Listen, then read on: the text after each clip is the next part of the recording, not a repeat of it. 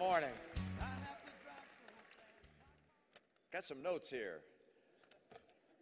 I don't know if I got a chance to look at them, but I had a few things I wanted to say this morning. But first, thanks to Al Cardenas. What a terrific leader. Florida's lucky to have a man like Al Cardenas leading this effort. Al, thank you. I see David and Al's family is here too, and I appreciate your work. Congratulations, by the way, to the legislators and leadership, the governor and leadership of Florida. You have in this state men and women who have decided that you're going to balance the budget, not raise taxes, turn down federal money that has heavy strings attached to it, and by doing so, by the way, you had your evaluation by the rating agencies upgraded. The outlook for Florida upgraded. At the time the nation was downgraded, Florida was upgraded. Congratulations on that courage and the good work done by the people here in Florida. Now, I thought this morning I'd talk a bit about what it's like going from the business world into government, what's similar and what's different. And I'm asked all the time, is it harder being in government than it is being in business? And I'm sure you presume it is. No. It's harder doing what you do in the private sector than it is being in government. Because what you do, if you make a mistake, if you make a serious mistake in your job, you might lose your job.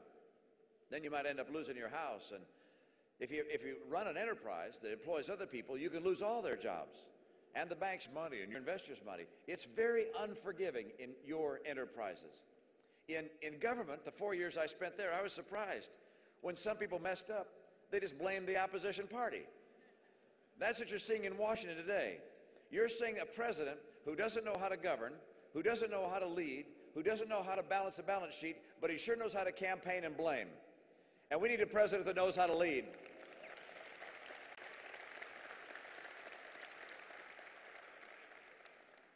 Now, I found some other differences between the private sector and business world and government. One is the use of data. In the real world, in the private sector, you look at numbers and try and figure out how those numbers inform what you're going to do. In government, they have tons and tons of data.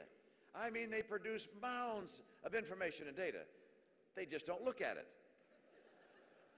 I mean, I came into office, they said the best thing you can do to improve your schools is to reduce the classroom size.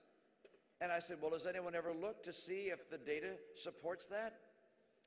And they looked at me like I was speaking a foreign language. We had 351 different cities and towns in Massachusetts. We test our kids every year to see how they're doing.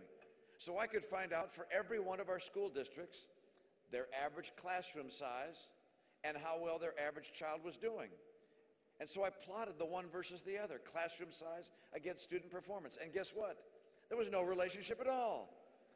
As a matter of fact, the district that had the smallest classrooms and spent the most money per pupil, Cambridge, Massachusetts, scored in the bottom 10% of how the kids were doing.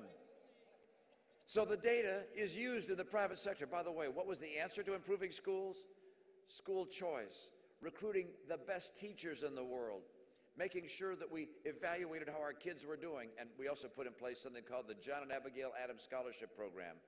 If you take our graduation exam and pass it, and you pass it in the top quarter of those that take the exam, you're entitled to 4 years tuition free at our state university. And by the way, you got to be a legal resident of the United States of America to get that.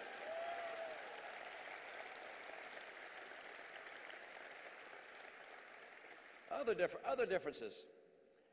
There's competition that goes on in the real world, in the business world. A lot of people in government don't understand that. They don't understand, for instance, that right now we're in a pitched competitive battle with other nations around the world. Of course we trade with other nations. We're the most productive and inventive nation in the world. And so we must trade to have a strong economy and to have the highest incomes in the world. Trade is a good thing for us. But don't forget, we're in competition. And so when politicians work together to put trade agreements in place, they have to understand that we have to make those agreements work for us, not just for the other guy. We're competing right now in particular with China. You may have noticed. And China isn't playing by the rules. Now, a lot of people would cheat if they could get away with it. And we've been letting them get away with it for over a decade. They manipulate their currency. And you might think, well, what does that mean? What it means is this. They make their currency seem like it's worth much less than it actually is by pegging it to the dollar at a very low level. And as a result, their products sell at about 30% lower than they would if they were fairly marketed. And as a result of that, our businesses have a hard time competing. It's time for us to recognize cheaters for what they are. On my first day in office, I will issue an executive order identifying China as a currency manipulator and allowing us to apply tariffs on their goods where they're cheating and killing American jobs.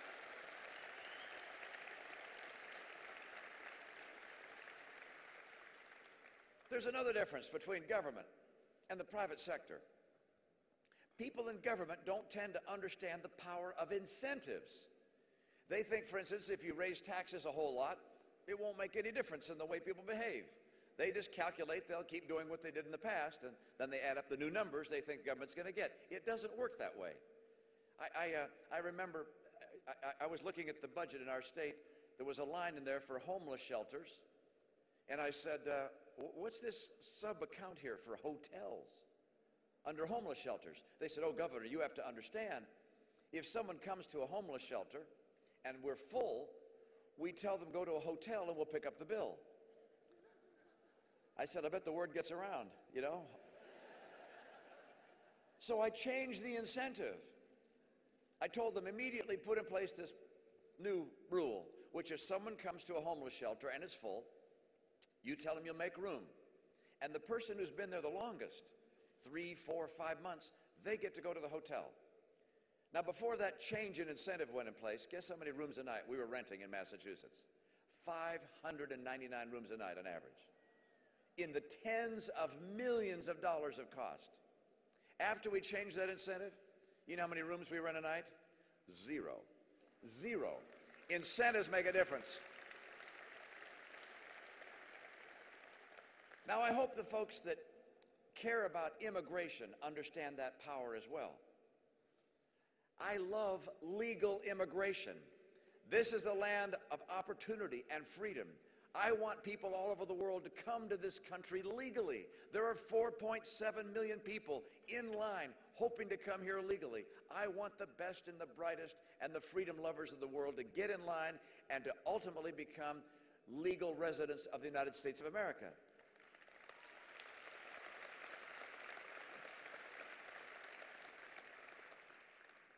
But for that to happen, we have to stop illegal immigration, because illegal immigration is an enemy of legal immigration. I was at the border in San Diego with Border Patrol agents, big fences there. They said about 100 people are able to get through, even with the fences there. And I said, what do we have to do? They said, well, number one, you got to have a fence. You can't have places that are just open. And there were places even in San Diego where people could virtually walk through without having to go by a fence, over a fence. Number one, you got to have a fence. You got to have enough Border Patrol agents to patrol it. Number two, they said, you have to have this country turn off the magnet. I said, what do you mean the magnet? And he said, you're drawing people in here with employers that hire folks that are here, that hire illegals. You're drawing people in to get benefits in this country they can't get in their home country. And so the things that you have to do, for instance, is you have to have an e-verify system or something like that that identifies who's here legally and then crack down on employers that hire illegals. And you heard us last night in that debate. One of the things I still can't get over is the idea that a state would decide to give a $100,000 discount to illegals to go to school in their state. It is simply wrong to create that kind of magnet. It cannot be sustained.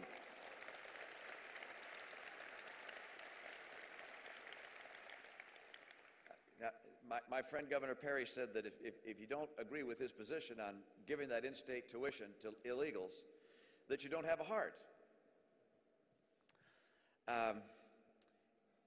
I think if you're opposed to illegal immigration, it doesn't mean that you don't have a heart. It means that you have a heart and a brain.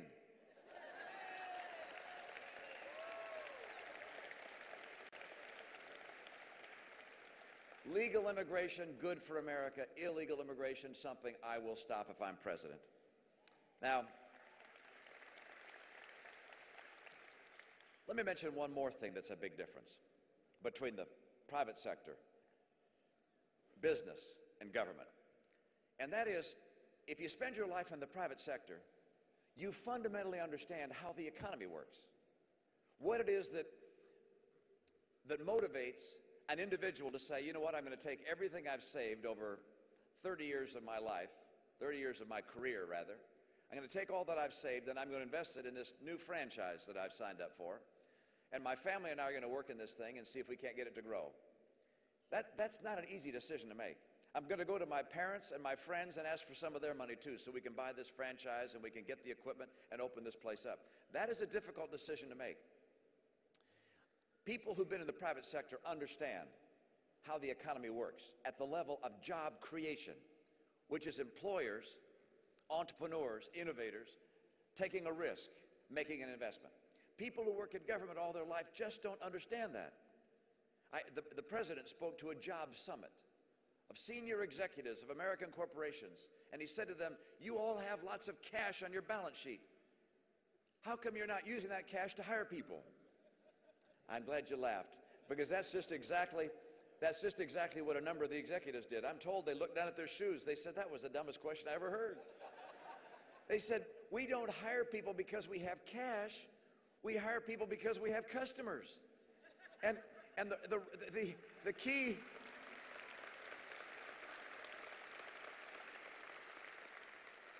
don't be jealous of enterprises with cash. Encourage the economy.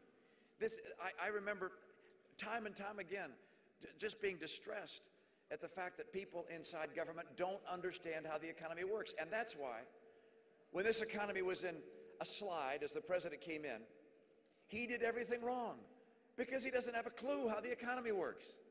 He put in place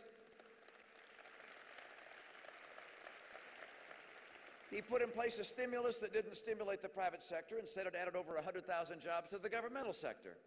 He put in place the one thing that private sector entrepreneurs can't deal with: uncertainty. In healthcare, uncertainty.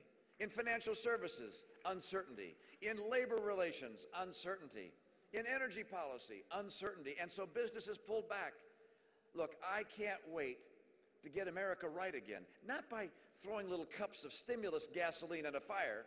That doesn't do it. The right answer is to rebuild that fire fundamentally to make America strong, and I know how to do it because I've done it time and time again.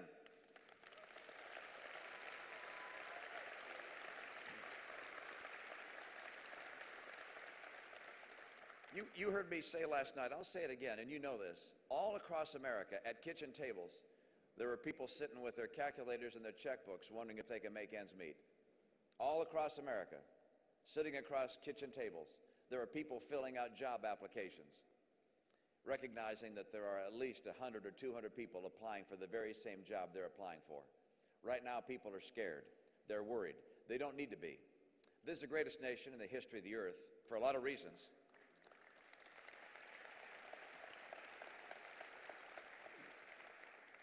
One of those reasons is that our economy is robust and powerful and inventive and has always been a job-creating machine.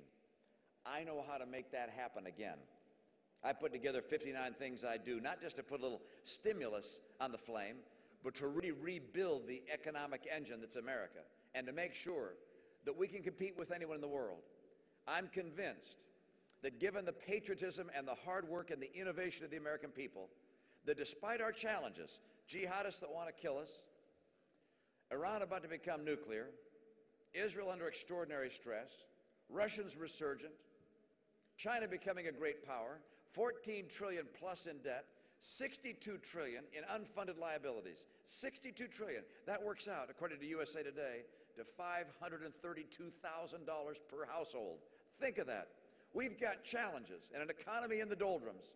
Despite all those challenges, given the strength of the American people, our love of freedom, our love of this land, if we have leaders that will tell the truth and live with integrity, and who, by virtue of their life experience, know how to lead and where to lead our economy, we will remain the engine of economic vitality we've always been, the strongest nation on earth, and the hope of the earth. And I intend to be one of those leaders with your help. Thank you so much. Good to be with you this morning. Thank you. I can't stop. I'm